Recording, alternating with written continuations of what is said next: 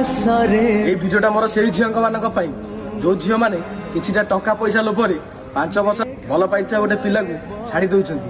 ତ ଗୋଟେ କଥା ମନେ ରଖିଥାଅ, ତମାନେ ଯୋଉ ଝିଅଟାର ଭିଡିଓଟା ଦେଖୁନ, এই ଭଉଣୀ ଜଣକ ମାତ୍ର 14 ଦିନରେ ଗୋଟେ ପୁଅକୁ ଏତେ ଭଲ ପାଇଥିଲେ, ଯେତେବେଳେ ସିଏ ମରିଗଲେ ନା ସେତେବେଳେ କାନ୍ଦି କାନ୍ଦି ତାଙ୍କ ଆଖିରୁ ଲୁହ ସରୁନି।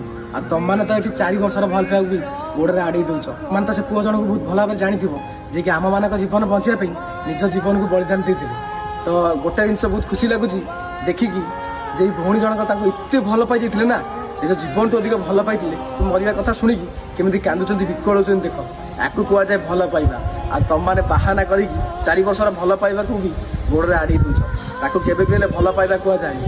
ଭଲ ପାଇବା ସିଏ ସେ ବଞ୍ଚିକି ଥାଉ କି ମରିଯାଉ, ସଦାବେଳେ ତମ ହୃଦୟରେ ରାଜ କରିଥାଉ। ଆଉ ଆଜିକାଲିକା ପିଲା କିଛି ଗୋଟେ ଛୋଟ ପ୍ରୋବ୍ଲେମ ଆସିଲେ ପ୍ରଥମେ ତାକୁ ଗୋଡରେ ସାଇଡ କରୁଛନ୍ତି। ତାକୁ ଭଲ ପାଇବା କୁହାଯାଏନି। ଜାଣିନି ମୋ ଭିଡ଼ିଓଟି ତମକୁ ଭଲ ଲାଗିବ କି ଖରାପ ଲାଗିବ, ହେଲେ ଭିଡ଼ିଓଟି ସମସ୍ତଙ୍କୁ ସେୟାର କରିବ।